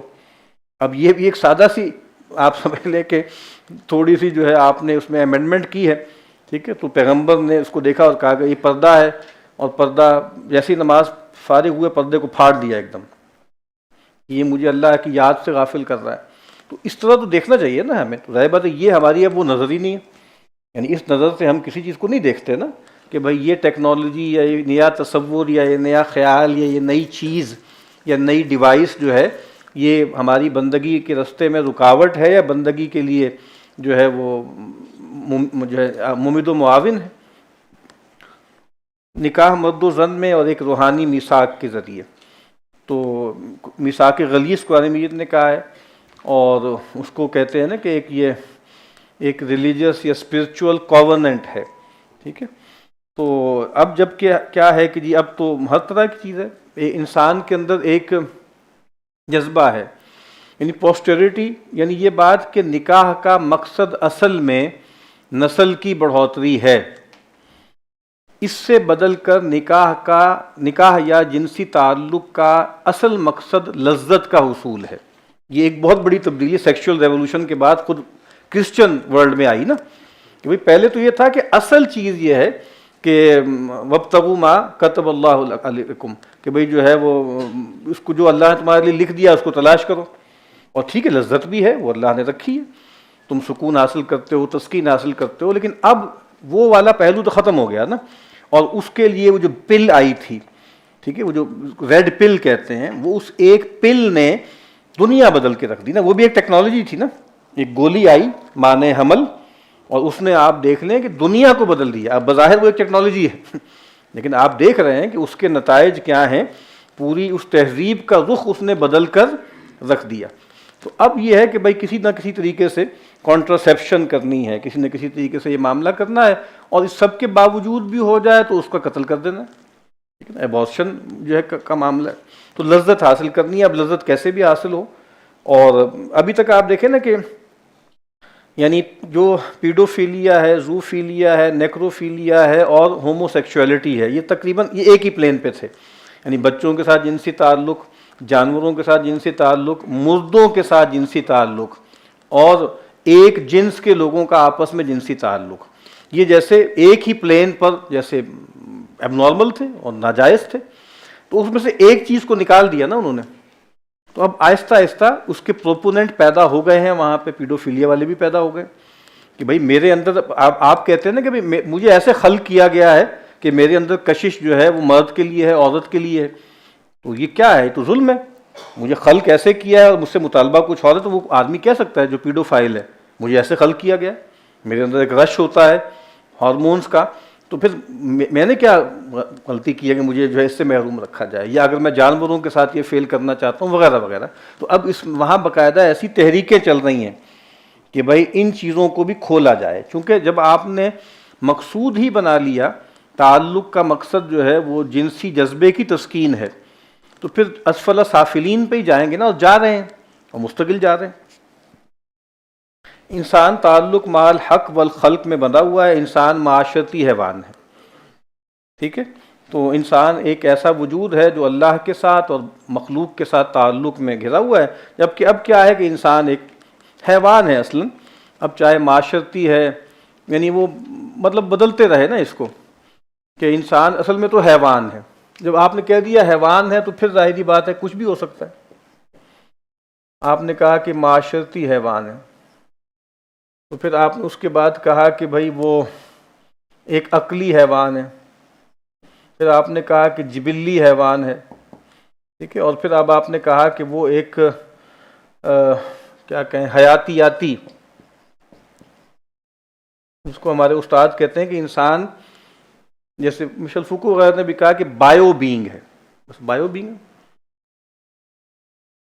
اور یہ میں پہلے بھی کئی مرتبہ عرض کر چکا ہوں، ہراری نے کہا ہے کہ جی ہمیں بلیک باکس مل گیا ہے، ٹھیک ہے، ہیومن بینگ کا بلیک باکس مل گیا ہے، تو اس میں نہ کوئی ریزن ہے، نہ کوئی انٹلیکٹ ہے، نہ کوئی اسپرٹ ہے، نہ کوئی سول ہے، نہ ہی کوئی کانشیسنس ہے۔ اس میں کیا ہے؟ اس میں کیمیکلز ہیں، اس میں ہارمونز ہیں، اس میں جینز ہیں، یہ اس کا مجموعہ ہے نا۔ تو اب ہر چیز کو اس طریقے سے دیکھا جاتا ہے۔ اسی لیے اب یعنی ایتھکس میں، ایتھیکل تھیوری میں، میٹا ایتھیکل تھیوری میں ایک بڑا مسئلہ پیدا ہو گیا ہے کہ رسپانسبلٹی کیسے فکس کی جائے گی۔ وہ کہتے ہیں انسان بس سیمی رسپانسبل ہی ہے، اسی لیے اب وہ کیپٹل پنشمنٹس کو بھی اس بنیاد پہ ختم کر رہے ہیں، اور بھی اس کی وجوہات ہیں۔ اس کی ایک وجہ یہ بھی ہے کہ انسان پہ ذمہ داری ڈالی ہی نہیں جا سکتی، انسان میں ایسے ایسے پروسیسز ہو رہے ہیں، کیونکہ فری ول تو اب ہے ہی نہیں نا، فری ول تو ہے ہی نہیں، انسان کے اندر پتہ نہیں کیا کچھ ہو رہا ہے، خارج میں کیا سوشولوجیکلی کیا کچھ ہو رہا ہے، سائیکولوجیکلی کیسے کیا کچھ ہو رہا ہے، اور جو ہے فزیولوجیکلی کیا کچھ ہو رہا ہے۔ تو اس کے بعد انسان کو بس اب سیمائے رسپانسبل ہی قرار دیا جا سکتا ہے۔ وہ اس وجہ سے اب کیا ہے کہ جیلز کو بھی کیا کہتے ہیں آپ کے، یہ جیسے ٹریننگ سینٹرز ہیں، ریہیب سینٹرز ہیں نا، کیونکہ یہ تو ایک آدمی مجبور تھا، وہ ایک امپلس آ گئی اس کے ساتھ، اس نے یہ معاملہ کر لیا۔ جیسے دیکھیں نا ہمارے ان باتوں کا تو بہت مذاق اڑایا جاتا ہے۔ کچھ جیسے پہلے ایک عجیب بدقسمت سا واقعہ ہو گیا کہ کوئی رکشہ ڈرائیور خاتون کو لے جا رہا تھا، اس کے ساتھ زیادتی کر ڈالی، تو جب اس سے پوچھا گیا کہ کیا ہوا تو اس نے کہا کہ شیطان مجھ پہ غالب آ گیا۔ اب شیطان مجھ پہ غالب آ گیا، یہ بات لوگوں کے لیے مذاق کی ہے، لیکن یہ بات کہ فلاں میرے اندر ہارمون کا رش ہوا، یہ بڑی سائنٹیفک بات ہے، اور یہ ایسی بات ہے کہ جیسے اس کو جیسے مارجن دیا جا رہا ہے اور اس کی بنیاد پر جیسے اس کی سزا میں تخفیف کی جا رہی ہے، تو وہ ایک ریلیز بات کر رہا ہے نا، ٹھیک ہے، اور لیکن اور بہرحال وہ بتا رہا ہے کہ میں مجبور ہو گیا، مجھے اس طرح شیطان نے ورغلایا۔ تو کہنے کا مطلب یہ ہے کہ یہ جو معاملہ ہے تو پھر اب یہاں تک بات پہنچ گئی۔ اچھا جی، انفاق و ایثار، اور اس کے مقابل میں اب کیا چیز پیدا ہو گئی؟ امساک و خود غرضی۔ دیکھیں یہ جو مغرب کے ہم مظاہر بڑے ہی ہولناک اور کبھی بیان کرتے ہیں، یہ کوئی مزے لینے کے لیے نہیں کر رہے، یہ ہم اس لیے کر رہے ہیں کہ دیکھیں جب ہر چیز میں ہم نے انہی کے پیچھے چلنا ہے اور ایک کیچنگ اپ سنڈروم میں ہی رہنا ہے، تو سوچنا چاہیے نا کہ یہاں جانا چاہتے ہیں۔ یعنی آپ کو بڑی بلڈنگیں نظر آ رہی ہیں، آپ کو جناب جو ہے وہ یہ چیزیں نظر آ رہی ہیں، وہ چیزیں ملازمتیں نظر آ رہی ہیں، اور جناب فلاں فلاں لذتیں نظر آ رہی ہیں، تو اس کا یہ جو ڈارکر سائیڈ ہے یہ بھی تو سامنے رہنا چاہیے نا، تو یہ پورا پیکج ہے نا۔ تو جب وہ چیز آئے گی تو یہ بھی آئے گا۔ ٹھیک ہے، ڈاکٹر صاحب بیان کیا کرتے تھے، نعیم صدیقی صاحب کی ایک نظم، ابتداءً جب لیاقت علی خان گئے، پھر اور آگے جا کے جو ہے ایوب خان کے دور میں ڈالر آنے شروع ہوئے، تو اب مجھے اب نہیں پتا وہ کیا نظم تھی، لیکن وہ اس طرح ہی تھی کہ ڈالر تو آئے گا تو یہ ہوگا تو یہ ہوگا تو یہ ہوگا۔ تو ڈالر آتے ہیں تو ہوتا ہے بہت کچھ، وہ دیکھا ہے اس ملک نے۔ تو آپ دیکھیں نا، مطلب مثال کے طور پہ 2001 کے بعد کتنا ڈالر آیا اس ملک میں، اس کے نتائج آپ نے اپنے سماج میں دیکھے۔ یعنی 90s کا جو پاکستان کا سماج تھا اور 2001 to 10 کا جو اشرہ تھا، بہت زیادہ فرق پڑ گیا ہر چیز میں، یعنی پیسہ بھی بہت آیا، یہ جو سپلٹ اے سی بے تحاشا ہے جو ہے وہ فائنینسنگ ہو گئی، ہر آدمی گاڑی نکلوا کے لے آیا بینک سے وغیرہ وغیرہ، لیکن پھر اس کا آپ نے دیکھا نہیں، پھر میڈیا آیا، اس کے نتائج کتنے نکلے، یعنی بہت زیادہ فرق ہے 90 کی دہائی میں اور 2000 کی دہائی میں۔ تو اس کا مطلب یہ ہے کہ بھئی ان چیزوں کا پھر اثر پڑتا ہے نا. تو یہی ہم عرض کرنا چاہ رہے ہیں کہ بھئی اس پہ ذرا دیکھ لیں، تھوڑی بریک مار لیں، اتنی ترسے ہوئے نگاہوں سے مغرب کو نہ دیکھیں، اور مطلب گھن بھی تو کھائیں نا اس سے، یعنی اس سے جو ہے ندیدے پن کی طرح زبان لٹکی ہوئی ہے ہماری، اس جیسا بننا چاہتے ہیں تو پھر یہ بھی دیکھ لیں، یہ ہے بارے میں آپ کے. تو اس وجہ سے جو ہے یہ جو تصویریں ہیں، یہ جو مناظر ہیں، ہم یہ دکھاتے رہتے ہیں. اچھا، تو انفاق و ایثار اور امساک و خود غرضی، ٹھیک ہے. تو سیونگز پر ہے سارا زور، اور سیونگ بھی کیوں کرنی ہے؟ تاکہ پھر لذتوں کو میکسیمائز کیا جائے، ٹھیک ہے. تو یہاں تو یہ ہے کہ پس انداز کریں تاکہ اپنی ضرورت پوری کریں اور پھر لوگوں کی مدد کریں، جبکہ وہاں پس انداز اس لیے کرنا ہے کہ دنیا سے اور لذتوں سے زیادہ متمتع ہم ہو سکیں، ٹھیک ہے. تو یہاں پہ جی ہر ایک کے لیے جمع کی حد جی الگ الگ ہے جی، مال کی جو ہوتی ہے جمع کرنے کی حد جو ہے وہ ہر ایک کے لحاظ سے الگ الگ ہوگی. ہاں، مطلب یہ بات کہ بھائی کتنی اماؤنٹ کے بعد آدمی کو رک جانا چاہیے، مزید پیسے نہیں کمانے چاہیے. لالچ یا اس میں شمار ہے. ہاں، ہمارے علم میں نہیں ہے کوئی کہ اس میں کوئی ایک رقم پیغمبر نے اپنے دور کے مطابق سونا یا چاندی، یعنی زکوٰۃ کا نصاب بھی بتایا اور چیزوں کا بھی بتایا. میرے علم میں نہیں ہے کہ پیغمبر نے کوئی ایک چیز بتائی ہو کہ اس سے زیادہ پیسے کمانا، چاہے وہ حلال بھی کیوں نہ ہو، تو جائز نہیں ہے. تو ہمیں تعلیمات دی گئی ہیں، ہمیں انفاق کا کہا گیا ہے. پیغمبر نے کہا ہر صبح جب ہوتی ہے تو ایک فرشتہ آواز لگاتا ہے کہ اللہم آتی منفقا خلفا، کہ اللہ جو خرچ کرتا ہے تو اس کو اور دے اس کی جگہ پہ. اور ایک فرشتہ کہتا ہے اللہم آتی ممسکا تلفا، اے اللہ جو روک روک کے رکھتا ہے اس کے مال کو تلف کرتے. اور پھر قرآن مجید کی آیات بہت واضح ہیں کہ جو لوگ جو ہیں کنز کرتے ہیں، سونا چاندی اللہ کے راستے میں خرچ نہیں کرتے، ان کے ساتھ یہ معاملات ہوں گے. تو باقی کوئی ایک لمٹ متعین کی گئی ہے وہ میرے علم میں نہیں. اچھا جی، اسلام خود عدل ہے، ہر قدر کا تعین اس قدر سے ہوگا.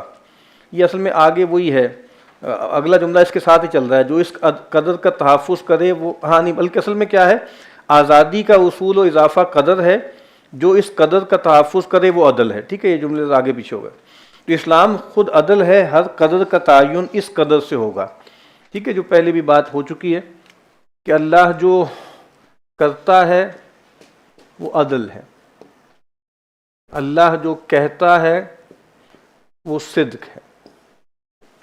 ٹھیک ہے، اللہ جو کرتا ہے وہ عدل ہے. ٹھیک ہے، تو اللہ نے جو حکم دیا ہے وہ حق ہے اور وہی عدل ہے. تو ہمارے پاس عدل کوئی ایک الگ ایبسٹریکٹ اینٹیٹی نہیں ہے کہ ہم اس پر اللہ کے احکامات کو دیکھیں. یہ جو ہمارے ماڈرنسٹ ہیں اور مقاصد شریعت کا سارا جو کھیل کھیلا ہوا ہے کہ جی اصل مقصود تو عدل ہے، جی اصل مقصود تو فلاں ہے، اصل مقصود تو فلاں ہے، یہ مقصد شریعت ہے اور اس کے لیے اپنے دور میں یہ احکامات دیے گئے ہیں. وہ ہم کرائٹیریا، آج انسان کا ذہن بدل گیا، تصورات بدل گئے، تو اب عدل اس طریقے سے حاصل ہوگا. ٹھیک ہے، تو ہمارے وہ جو نادر ذکی انصاری صاحب کہا کرتے تھے نا کہ جی اسپرٹ ہے، جی اسپرٹ کو دیکھیں، جی مذاق کیا کرتے تھے کہ اصل میں لیٹر نہیں اہم ہوتا، اسپرٹ ہوتی ہے. ابھی کہتے ہیں اسپرٹ تو وہ چیز ہوتی ہے جو تھوڑی دیر میں ویسے اڑ جاتی ہے، تو وہ اڑ جاتی ہے. تو یہ کھیل ہے جو چل رہا ہے بات. تو ہر قدر کا تعین اس قدر سے ہوگا. دوسرا کیا ہے، اپوزٹ کیا ہے، آزادی کا اصول و اضافہ قدر ہے. جو چیز، جو تصور، جو عمل اس قدر کا تحفظ کرے وہ عدل ہے. ٹھیک ہے، تو ہمارے استاد عبدالوہاب سوری صاحب بہت تفصیل سے بتاتے ہیں نا عدل کے تصورات. تو سرمایہ دارانہ عدل کچھ اور ہے، اور سوشلزم والوں کا عدل کچھ اور ہے، اور جناب جو فاشزم والے تھے ان کا اور ہے، جو فیمنسٹ تصور عدل ہے وہ اور ہے. تو عدل تو جب آپ نے وحی کو چھوڑ دیا، خدا کو چھوڑ دیا، تو پھر جتنے منہ اتنی باتیں، جو آپ کے اپنے عقائد ہیں اس کے مطابق ہی ہوگا نا. ٹھیک ہے، تو عام طور پہ عدل کا کیا مطلب ہوتا ہے کہ جیسے ریسورسز ہے نا، سب کچھ ریسورسز ہے، یہ ہے اس کی جو پائی ہے کتنی ملنی ہے کس کو. ٹھیک ہے نا. تو اسی لیے آپ دیکھیں نا ہمارے ہاں جو سب سے بڑا مسئلہ عدل کا اس وقت بن چکا ہے وہ ڈسٹریبیوشن آف ویلتھ ہے. یعنی سارا عدل کا تصور ریڈیوس کہاں پہ ہو جاتا ہے کہ بھائی یہ جو ہے وہ ایکول ہے یا اکویٹیبل ہے، ٹھیک ہے نا. تو یہ مسئلے پر اب وہ ظاہر بات ہے جو مارکسسٹ ہیں وہ چاہتے ہیں کہ بھئی ایکول ہو، اور جو ظاہر بات لبرل ہیں وہ کہتے ہیں کہ نہیں ایکول تو ہو نہیں سکتا اور زیادتی والی بات ہے. اسی وجہ سے آپ کو پتہ ہے آج تک یہ بحثیں وہاں پہ چل رہی ہیں. ویلفیئر اسٹیٹ کا تصور دھندلاتا جا رہا ہے، اور وہ لوگ کہہ رہے ہیں کہ بھئی یہ ویلفیئر اسٹیٹ کا تصور ہیومن رائٹس کی وائلیشن ہے. میرا مال ہے، میں نے کمایا ہے، آپ اس میں سے 50% اٹھا کے لے جاتے ہیں اور غریبوں کو، فقروں کو، پیراسائٹس کو دے دیتے ہیں. یہ کس نے آپ کو حق دیا؟ اور وہاں ریزسٹنس ہے کہ بھئی ہم کیوں ان کو ٹھوسیں، ہم سے لے لے کے آپ ان کو کھلائی جا رہے ہیں. تو یہ نہیں، زیادہ دیر تک کھیل چلنا نہیں ہے وہاں پہ، ٹھیک ہے. تو یہ ایک جیسے انہوں نے ایک بھرم بازی کی ہوئی تھی لیکن وہ جیسے ناکام ہوتی جا رہی ہے. تو بہرحال یہ جو ہے کہ اصل چیز جو ہے وہ آزادی کا اصول ہے اور اس کا اضافہ یہ سب سے بڑی قدر ہے، اور جو بھی چیز اس قدر کا تحفظ کرے وہ عدل ہے. ویلفیئر اسٹیٹ کے لیے خد و خال جی کیا جی ہوں گے؟ مطلب ویلفیئر اسٹیٹ عام طور پہ جو کہا جاتا ہے وہ یہی کہا جاتا ہے کہ بھائی وہ ایک جیسے ایک طرف جو ہے وہ کیپٹلزم تھا اور ایک طرف جو ہے وہ سوشلزم تھا. تو اس کو کہا جاتا ہے سوشل ڈیموکریسی، یعنی یہ ایک درمیان کی چیز ہے کہ اس میں بظاہر جو لبرل اسٹیٹ ہوتی ہے وہ کم سے کم انٹرفیئر کرتی ہے مارکیٹ وغیرہ میں اور چیزوں میں. اچھا یہاں تک وہ بھی مان لیتے ہیں، لیکن جو کچھ حاصل ہوتا ہے اس پر وہ بڑے کٹس لگاتے ہیں، یعنی بہت بڑے بڑے ٹیکس لگا کے لے لیتے ہیں اور لے کر جو ہے وہ غریبوں کو دے دیتے ہیں. وہ جو سے ہمارے ہاں روایت میں ہے نا کہ تو خذ من اغنیائہم وترد الی فقرائہم، بلا تشبیہ کہہ رہا ہوں، یعنی بظاہر جیسے ان کا ماڈل یہی ہے کہ بھائی ان سے جو ہے وہ بہت زیادہ چارج کیا جائے اور چارج کرنے کے بعد ان لوگوں کو دے دیا جائے تاکہ گلشن کا کاروبار جو ہے وہ چلتا رہے، اور مطلب اتنی زیادہ ان ایون معاملات نہ ہوں کہ کوئی تھریش ہولڈ آ جائے اور پھر ہمارا سسٹم جو ہے وہ چوک کر جائے. تو یہ ایک موٹی سی بات ہے، باقی بہت تفصیل میرے علم میں بھی نہیں ہے. اچھا جی، احکام الہی کی تنفیذ کا مطالبہ ہوگا، خروج کفر بواح پر ہوگا، حکمرانوں سے حقوق کا مطالبہ نہیں کیا جاتا، یہ دین کہتا ہے، ٹھیک ہے. اور اب کیا ہے حقوق کی سیاست، حقوق نہ دینے پر بغاوت و انقلاب. تو ہمارے یہاں کی جو مذہبی جماعتیں ہیں تو وہ بھی کس چیز پر کرتی ہیں؟ دھرنے دیے جاتے ہیں، مذہبی لوگ بھی دھرنے دیتے ہیں. تو مطلب کون سے دینی مسئلے پہ انہوں نے کیا کہ بھئی سود کا خاتمہ ہونا چاہیے، اللہ کا حکم ہے، یہ جو کچھ ہمارے یہاں ٹی وی چینلز پہ جو کچھ ہو رہا ہے یہ ٹھیک نہیں ہونا چاہیے، اس پر ہمیں کوئی سٹینڈ لینا چاہیے، اس پر تو کوئی نہیں ہے، ٹھیک ہے. تو آمریت کے خلاف، جمہوریت کے حق میں، فلاں حکومت کو ہٹانے کے لیے، فلاں حکومت کو انسٹال کرنے کے لیے، یہی ہو رہا ہے نا. تو یہ کیا ہے؟ یہ حقوق کی سیاست ہے. تو دین کا تو یہ مسئلہ ہی نہیں ہے. وہ نہیں، وہ روایتیں تو ایسی ہیں کہ لوگ پریشان ہو جاتے ہیں کہ یہ کیسے ہو سکتا ہے. یعنی اس کو ہم پیسیفزم کہتے ہیں نا، کہ یہ تو بالکل ایسے لگتا ہے. کہا کہ نہیں، مطلب پیغمبر نے کہا کہ بھی ایسے حکمران آئیں گے کہ تم سے حقوق کا مطالبہ کریں گے اور تمہارے حق ادا نہیں کریں گے. کیا کریں؟ تلوار نکالنے کہا کہ نہیں، جب تک نماز قائم رکھیں. یہ کریں گے وہ کریں گے، کیا نہیں، جب تک کفر بواح نہ ہو جس کے بارے میں تمہارے پاس کھلی دلیل نہ ہو. پھر پیغمبر کو چونکہ معلوم تھا کہ فتح مکہ کے بعد اب جو ہے وہ ڈیموگرافی بدل گئی ہے، اب قریش کو پہلے بھی قیادت حاصل تھی، میرے بعد بھی قریش کو ہی ملے گی. انہوں نے بتا دیا الائمۃ من قریش، اور خاص طور پہ انصار کو پہلے سے تیار کرنا شروع کیا. کہا کہ دیکھو تم میرے بعد تم پر دوسروں کو ترجیح دی جائے گی. دیکھیں نیچرل ہوتا ہے، کسی قبیلے کا آدمی اوپر آتا ہے تو وہ یعنی کوئی اقربا پروری نہیں ہے، یہ کوئی جو ہے وہ نیپوٹزم نہیں ہے، یہ نیچرل بات ہے. جن کو آپ جانتے ہیں ان کو آپ اپوائنٹ کرتے ہیں. تو کہا کہ تم پر دوسروں کو ترجیح دی جائے گی، ٹھیک ہے. تو پھر کیا کہا کہ تم صبر کرنا یہاں تک کہ تمہاری ملاقات مجھ سے حوض پر ہو. تو میں یہ عرض کر رہا تھا کہ وہاں پہ تو یہ پیراڈائم ہی نہیں ہے نا کہ بھئی ہمیں جو ہے حقوق کا مطالبہ لے کے کھڑے ہونا ہے اور جناب بھیڑنا ہے اور یہ کرنا ہے اور وہ کرنا ہے. مطالبہ اگر ہوگا تو بھئی یہ ہوگا کہ احکام الہی کی تنفیذ کی جائے، اس کا ہوگا. نہی عن المنکر کی بات کہی جائے گی. حکمران نہیں کہہ رہے، حکمرانوں سے مطالبہ کیا جائے گا. اور پیغمبر نے کہا کہ بھئی کلمت حق عند سلطان جائر، تو کلمت حق رائٹ والا نہیں ہے، وہ اصل میں وہ جس کو ہمارے استاد کہتے ہیں کہ اسلام میں پالیٹکس آف گڈ ہے، پالیٹکس آف رائٹ نہیں ہے. ہم خیر کی بنیاد پہ سیاست کرتے ہیں. ہم یہ جو حق ہے ہم یعنی وہ والا جو الحق ہے اس کی بنیاد پہ کرتے ہیں. وہ جو خیر ہے یہ جو رائٹ کا تصور ہے تو ہے ہی نہیں, کہیں پہ پایا ہی نہیں جاتا.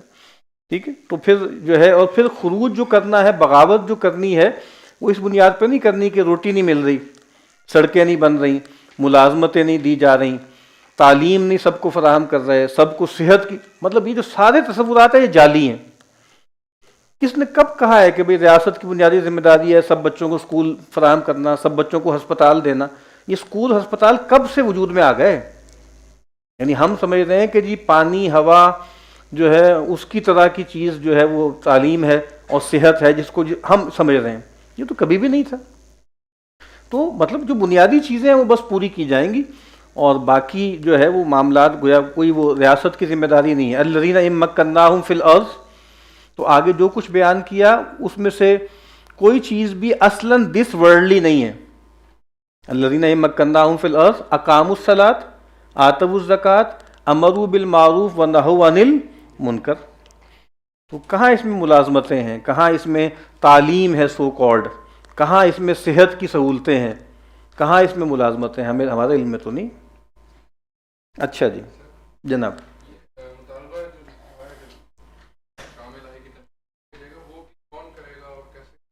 ہاں ظاہر ہے اس کا بھی میں نے عرض کیا نا کہ وہ بنیادی طور پہ جو اولو الامر ہیں, ایک اولو الامر وہ ہے جو حکمران ہے, اس کے ساتھ ایک رجیم جس کو آپ کہتے ہیں.